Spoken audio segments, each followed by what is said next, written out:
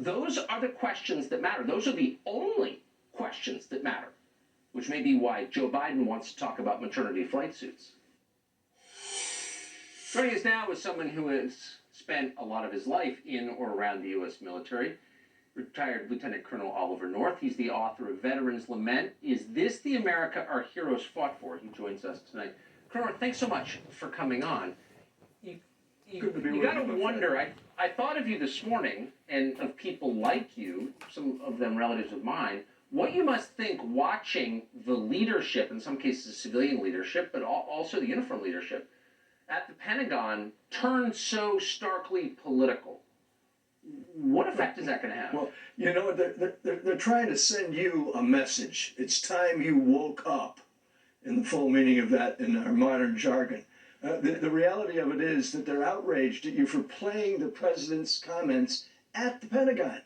That statement about flight suits and hairdos and things like that, and I'm not trying to denigrate him, I'm just saying that statement was made after he made his first visit to the Pentagon, talking about the most important thing our military does. And you summed it up a moment ago. Our military has two missions, no more than that. Number one, deter war. And number two, if you have to fight a war, win it, okay?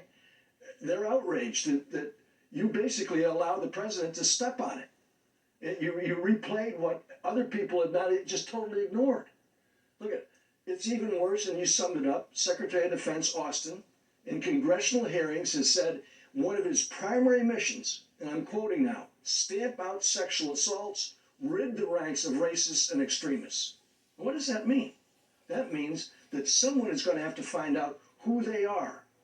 He also said, you cannot defend America, keep America safe is the way I think he put it, from our enemies if we have enemies lying within our own ranks. Now, I served overall 25 years, 22 as a U.S. Marine officer.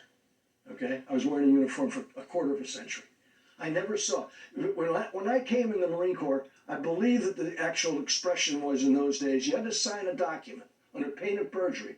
And one of the questions on it was, are you now, or have you ever been, a member of the Communist Party? And then they added on Nazi Party. And then they've added on a whole bunch of others. It's called Standard Form 86 for a security clearance. And it's now volumes, what used to be 4 total pages. I interviewed, for that book you just put up, I interviewed, my colleague and I, Dave Ketch and I, interviewed 500 veterans, okay? Here's one of the most important things about our military. Our military has in it tens of thousands of what we call legacy volunteers. It's an all-volunteer force. We don't draft anybody. I'll give you an example. My dad was a World War II hero. He's the first hero I ever knew. I've kept company with heroes most of my life. My brothers and I all served in uniform. Why? Not because Dad said we had to. Dad said, you want to. And that's why we all served, all of us in combat, my brothers and I. Now, I look at those kinds of things and say to myself, and we've gone back and asked this question now. The expression, I've got your back, is one you see played out in the movies, or I'm covering your 6. I've got your back are 4 very important words. They're not a sentiment, they're a pledge. That pledge goes up and it goes down. It goes to the guy standing beside you who's carrying a real AR weapon, not ones that they voted in the House of Representatives today about. The bottom line of it is, that loyalty pledge goes all the way to the top. Does this president have the backs of those guys who volunteered to come in the service?